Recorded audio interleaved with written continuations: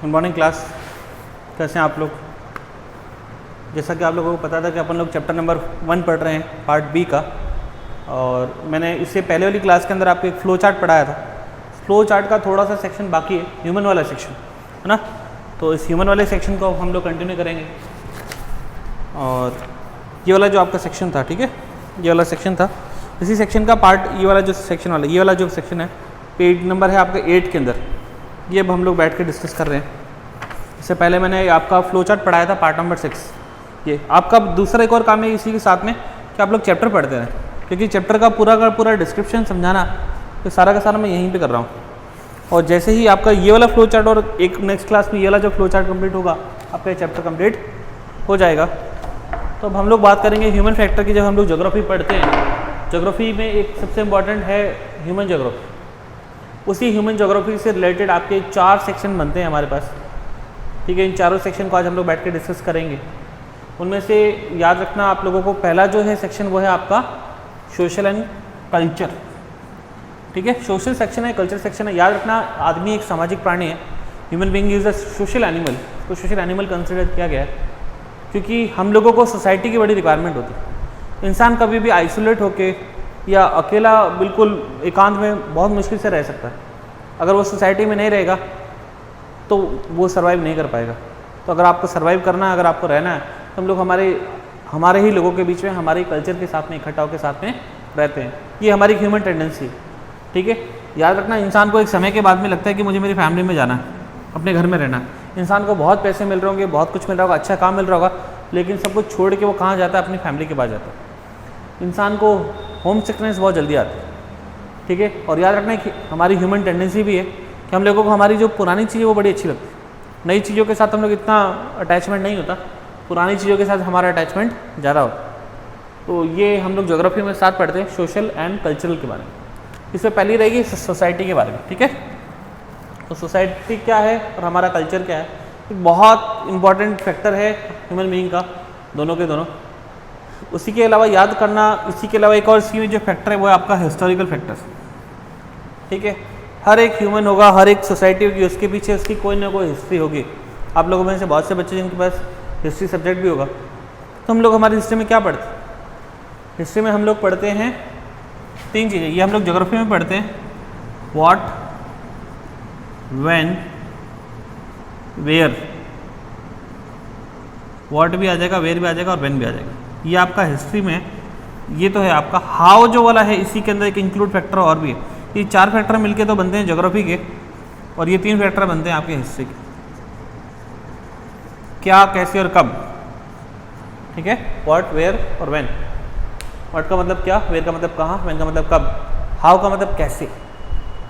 कैसे का आंसर हम लोग देते हैं ज्योग्राफी के। अदरवाइज आपका ऊपर के जो 3 पार्ट है वो आपकी हिस्ट्री के पार्ट। तो हर एक सोसाइटी होगी, उसके पीछे उसका एक कोई ना कोई हिस्टोरिकल फैक्टर होगा। आप किसी भी कास्ट, किसी भी कम्युनिटीज़ को बिलोंग करते हो, आपकी पूरी की पूरी फैमिली ट्री होगी। आपके दादा परदादा उनसे पहले की पूरी फैमिली ट्री हम लोगों की होती है, चाहे वो माइथोलॉजिकल हो, चाहे वो आपकी ज्योग्राफिकल हो, ठीक है। तो ये बहुत इंपॉर्टेंट फैक्टर है जो हम लोग पढ़ते हैं। आपका पॉइंट नंबर 3 आएगा, that is population and settlement. Population और सेटलमेंट, सीधी सी बात है, इंसान पहले नोमैडिक था, लेकिन नोमैडिक होने के बाद में धीरे धीरे जब वो सेटल हुआ तो उसने क्या किया? उसने एग्रीकल्चर स्टार्ट की। एग्रीकल्चर स्टार्ट की तो वो सेटल हो गया। अब पहले इंसान का कोई स्पेसिफिक घर नहीं था, इस हमने घर बनाने शुरू कर दिए। अब घर बनते बनते उसके घर के भी 2 कैटेगरी बना दी हम लोगों ने इसमें। पहली है आपकी अर्बन, दूसरी आपकी रूरल। इंपॉर्टेंट कौन सी है? ये वाली, है ना। रूरल का मतलब होता है विलेजेस। अर्बन वर्ड बना हुआ है, इसी से एक वर्ड बनता है अर्बनाइजेशन।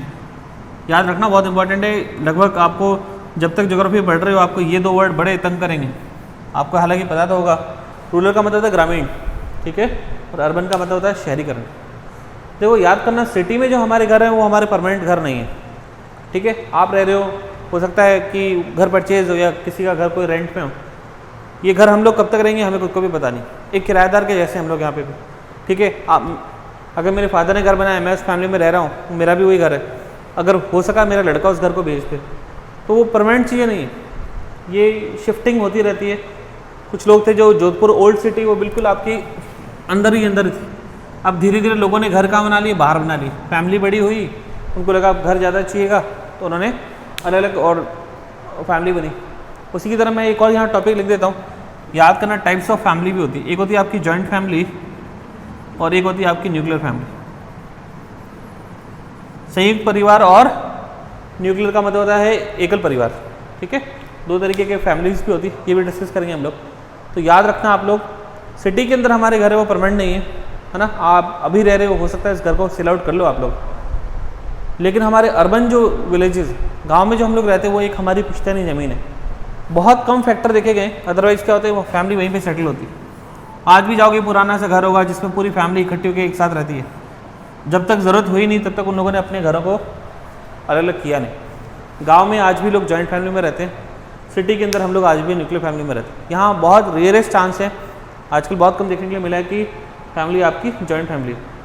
तो ये आपका दो तरीके की पॉपुलेशन का सेटलमेंट होता है रूरल एंड अर्बन के अंदर। दोनों में डिफरेंस समझो, बहुत अच्छा से एक डिफरेंस समझा रहा हूँ, समझ में आना। अर्बन के अंदर जो सपोज करो ये आपका घर है, आपके बगल के अंदर जो घर होगा वो हो सकता है किसी दूसरे पर्सन का हो, दूसरे आदमी हो, कोई गांव ना आपके गांव का हो सकता है, ना आपकी कास्ट का हो सकता है, कोई दूसरा भी हो सकता है। लेकिन विलेज में ऐसा नहीं है। विलेज में याद रखना, अगर यहाँ अगर विलेज में आपका घर है, आपके बगल में आपके ही दादा या दादा के भाइयों का घर होगा और आपकी पूरी की पूरी फैमिली, एक ही परिवार का जो फैमिली है वो एक जगह घर बना के एक साथ रहती है। ये गांव में आज भी ऐसा सेटलमेंट देखा गया है। तो ये आपका थोड़ा सा है, अच्छे से समझ लेना इनको कि रूरल में और अर्बन में क्या डिफरेंस होती है। ये आपके पॉइंट नंबर 1 एंड 2 कंप्लीट हो गई।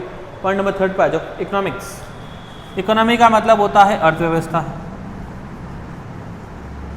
ठीक है। ये आप लोगों ने क्लास 10th अभी आप लोग पास करके आओ तो आप लोगों को बहुत अच्छे से पता होगा। हमारे यहाँ पे 3 सेक्टर देखेंगे, प्राइमरी सेक्टर, सेकेंडरी सेक्टर और टर्शियरी सेक्टर। तो 3 सेक्टर के अंदर आपकी इकोनॉमिक्स रहती है। एक इंसान जिंदा रहने के लिए अलग अलग प्रकार के काम करता है, उसकी ऑक्यूपेशन अलग अलग हो सकते हैं। उसी ऑक्यूपेशन को इन्होंने 5 यहाँ पे एग्जाम्पल के रूप में बताया हुआ है। अब हम लोग ये भी डिस्कस करेंगे कि कौन से सेक्टर में आते हैं और इसके अंदर क्या क्या काम होते हैं।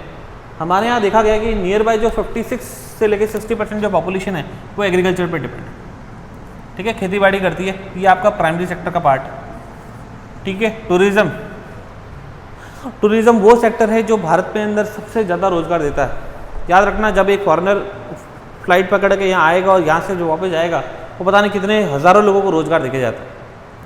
जिस फ्लाइट में आया उस फ्लाइट के कैबिन क्रू से लेकर, उस कंपनी से लेकर, जिस होटल में रुकेगा वहाँ पे एक रिक्शा पकड़ेगा उसको भी वहाँ पे उसने से पैसे दिए, एक दुकान पे जाके अगर वो चाय पिएगा तो वो भी उसको पैसे दे रहा है। तो हर जगह वो अपना पैसा खर्च करता है और वो पता नहीं कितने लोगों को रोज़गार देता है। तो ये टूरिज्म हो गया आपका।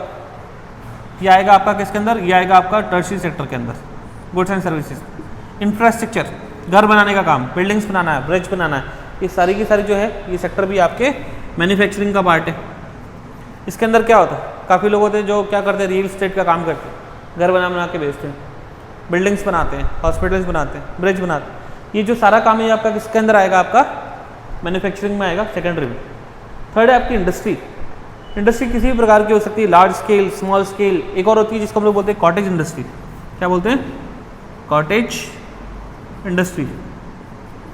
कॉटेज इंडस्ट्री को हिंदी में हम लोग बोलते हैं कुटीर उद्योग। घर में बैठ के आप छोटा मोटा जो काम कर रहे हो वो कॉटेज इंडस्ट्री का ही पार्ट है। अभी जो हमारे पीएम है उन लोगों ने एक और मुहिम चलाई हुई है, call for vocal, vocal for call करके ऐसा कुछ, वोकल फॉर लोकल ऐसा कुछ करके है। देखो प्रॉब्लम क्या हुआ हमारे साथ, इंडिया इतनी बड़ी पॉपुलेटेड कंट्री है, इतनी ज़्यादा पॉपुलेशन, सेकंड नंबर पे हम लोग, चाइना के लिए हम लोग सबसे बड़ी मार्केट। अभी इंडिया और चाइना का वैसे बहुत बड़ा डिस्प्यूट चल रहा है, तो हमारा जो भी बिजनेस है, जो भी ट्रेड है चाइना के साथ अब कम्प्लीटली ज़ीरो पे आ चुका है। हम लोगों ने इवन क्या किए, हम लोगों ने उनके जो सबसे इंपॉर्टेंट जो ऐप्स है जिनसे वो हम लोगों से बिजनेस ले रहे थे, हम लोगों ने उसको भी बैन कर दिया। तो उसकी वजह से अब हमारे यहाँ पे एक बहुत बड़ी अपॉर्चुनिटी क्या बन गई है कि हम लोग हमारे यहाँ पे जो लोकल है, ये वोकल फॉर लोकल करके जो इन्होंने मुहिम दी थी, हम लोग खुद हमारा बिजनेस स्टार्ट कर सकते हैं। जिसके अंदर अगर आप बड़ा छोटा सा एग्जांपल देता हूँ, मोबाइल इंडस्ट्री के अंदर छोटे छोटे पार्ट्स है, सारे के सारे चाइना से बनते हैं। चाहे आपका एडेप्टर हो, चाहे आपका ईयरफोन हो, चाहे बैटरीज हो, चाहे मोबाइल फ़ोन हो, क्यों ना हम लोग उसका प्रोडक्शन यहीं कर लें। उसी की तरह अगर आप लोग देखोगे टॉयज़ की इंडस्ट्री आती है, जो खिलौने बनाते हैं छोटे छोटे बच्चों के लिए, लगभग आपका जो टॉयज़ मार्केट है उसके अंदर चाइना 95% तक उसका कैप्चर कर रखा। चाइना को रिप्लेस कर दिया, तो क्यों ना हम लोगों के पास जो अपॉर्चुनिटी हम लोग क्यों ना उसको ग्रैब कर लें और हम लोग यहाँ इंडस्ट्री स्टार्ट कर सकते हैं। वैसे भी पॉपुलेशन बहुत ज़्यादा है हमारे यहाँ, तो ये इंडस्ट्री आएगी। ये आपका कौन से पार्ट है, मैन्युफैक्चरिंग का पार्ट है सेकेंडरी के अंदर, ठीक है। नेक्स्ट आएगा आपका ट्रेड एंड ट्रांसपोर्ट। ट्रेडिंग का मतलब समझते हैं आप लोग, जो इंसान मैन्युफैक्चरिंग होने के बाद में जैसे सामान होता है, सबसे पहले वो कहाँ आता है, प्राइमरी सेक्टर में, फिर वो मैन्युफैक्चरिंग में जाता है, फिर वो गुड्स एंड सर्विसेज में आता है। गुड्स एंड सर्विसेज के बाद में अलग अलग प्रकार के वहाँ पे क्या होते हैं, मार्केट होती है। पहला होगा आपका मैन्युफैक्चरर होता है, क्या होगा, मैन्युफैक्चरर। मैन्युफैक्चरर किसी भी चीज़ को बनाएगा, मैन्युफैक्चर सामान बना के किसको देता है, आपको होलसेलर को। होलसेलर से वो सामान कहाँ आता है आपके पास, किसके पास, रिटेलर के पास। तो आपके घर के पास जो छोटी छोटी दुकान है वो रिटेलर तक आती है, रिटेलर से वो कहाँ जाता है, कस्टमर तक आता है। एक पूरी की पूरी चेन है, ठीक है, कस्टमर तक आता है। तो ये आपका मैन्युफैक्चरिंग, होलसेलर, रिटेलर और कस्टमर, ये आपका ट्रेड में। इसके अंदर ट्रांसपोर्टेशन का बहुत बड़ा इंपॉर्टेंट है। अगर आप लोग बात करोगे ट्रांसपोर्टेशन की, तो एयर ट्रांसपोर्टेशन भी होता है, रेल ट्रांसपोर्टेशन भी होता है, ठीक है, रोड ट्रांसपोर्टेशन भी होता है, ये सारे के सारे। इसके अंदर याद रखना, अगर बहुत ज़्यादा बल्कि सामान है तो हम लोग एयर में नहीं कर पाएंगे, रेलवे में करते हैं। इसके अलावा एक और होता है आपका जिसको हम लोग बोलते हैं सी ट्रांसपोर्टेशन।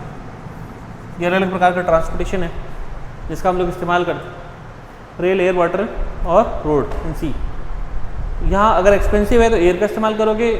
सबसे ज़्यादा ट्रांसपोर्टेशन आपका किससे होता है, सी से होता है। इंटरनेशनल लेवल पे हम लोग जो भी कर रहे हैं वो यहाँ से कर रहे हैं। और ये आपका रोड का रहेगा। तो रोड के अंदर आपके डोर टू डोर अगर सर्विस के लिए अगर आप लोग देखोगे टेम्पो टैक्सी का हम लोग इस्तेमाल करते हैं, वो आपका इसमें आता है, बड़ा इंपॉर्टेंट है। इसी के अंदर सबसे इंपॉर्टेंट आता है आपका रोड के अंदर ट्रक्स का। दुनिया में एक घर से दूसरे घर तक भी अगर कोई सामान पहुँचाना है, मतलब डोर टू डोर सर्विस के लिए, तो टेम्पो एंड ट्रक्स का हम लोग इस्तेमाल करते हैं। इंटरनेशनल लेवल का जो आपका ट्रेडिंग है वो किससे होता है, सी से। लॉन्ग डिस्टेंस चीप लेवल पे करना है तो रेलवे का। एक्सपेंसिव है, हल्का है, पर बहुत एक्सपेंसिव है तो उसके लिए हम लोग एयर का इस्तेमाल करते हैं। सर्विसेज, सर्विसेज का मतलब होता है जिसके अंदर कोई प्रोडक्ट नहीं होता उसका सर्विस बिकता है। सपोज करो हमारे घर के अंदर हम लोग DTH का इस्तेमाल करते हैं, टेलीकॉम का इस्तेमाल करते हैं। ये सारे के सारे कौन से सेक्टर में आते हैं, सर्विस सेक्टर में आते हैं, ठीक है। DTH के कोई सामान थोड़ी बेच रहा है, DTH एक बार बिक गई, लेकिन आप लोग महीने महीने जो रिचार्ज करा रहे हो उसके द्वारा जो सर्विस मिल रही है उसके लिए होता है। टेलीफोन के अंदर हम लोग एक छोटी सी सिम खरीदते हैं, ठीक है, सिम कितने की आती है, सिर्फ 100 रुपये की आती है, लेकिन फिर क्या होता है उसके बाद में हर महीने या हर जो आप क्वार्टरली जो उसका रिचार्ज करा रहे हो वो क्या है, उसकी सर्विस जो आपको दे रहा है उसके लिए। तो ये आपका हो गया सोशल, पॉपुलेशन सेटलमेंट, इकोनॉमिक्स, और एक है आपका पॉलिटिकल। पॉलिटिक्स क्या है, पॉलिटिकल क्या है, ये आप लोगों को पता होगा, ठीक है। हमारे यहाँ पे गवर्नमेंट बनती है, सरकार बनती है, सरकार चलती है और चलाते हैं हम लोग। तो ये सारा का सारा पार्ट किसके अंदर आएगा, आपका पॉलिटिक्स के अंदर आएगा, ठीक है। इसके अंदर ज़्यादा कुछ समझाने वाला टॉपिक है नहीं पॉलिटिक्स के अंदर। टाइप्स ऑफ गवर्नमेंट देख लेना आप लोग। हमारे 2 टायर ऑफ गवर्नमेंट है, आपकी एक है आपकी सेंट्रल गवर्नमेंट, एक है आपकी स्टेट गवर्नमेंट, ठीक है, स्टेट गवर्नमेंट। इस तरीके से आपकी 2 सरकारें चलती है और पूरे देश को चलाते हैं। दुनिया का सबसे बड़ा हम लोग कौन है, लोकतंत्र है हमारे, इतनी बड़ी डेमोक्रेसी। बस ये है आपका आज का टॉपिक। इसके अलावा एक टॉपिक और है, वो हम लोग इसके नेक्स्ट चैप्टर में डिस्कस कर लेंगे। उम्मीद करता हूँ आप लोगों को समझ में आया होगा। अब एक सिंपल चीज़ है कि अगर कुछ नहीं आए तो कमेंट करके बता दीजिएगा आप लोग।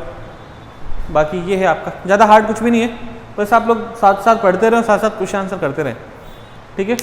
मंडे को आप लोगों को कॉपी चेक करवानी है यहाँ पर, ठीक है। जब भी आपको मिलता है आप यहाँ पे एक बार आके कॉपी चेक करवा लें, ताकि मुझे भी पता चल जाए कौन कौन से बच्चे हैं और बच्चे काम कर रहे हैं या नहीं कर रहे हैं, ठीक है। बाकी रिस्पॉन्स अच्छा है और उम्मीद करता हूँ आप लोगों को चीज़ें समझ में आ भी रही होगी, ठीक है। Thank you so much.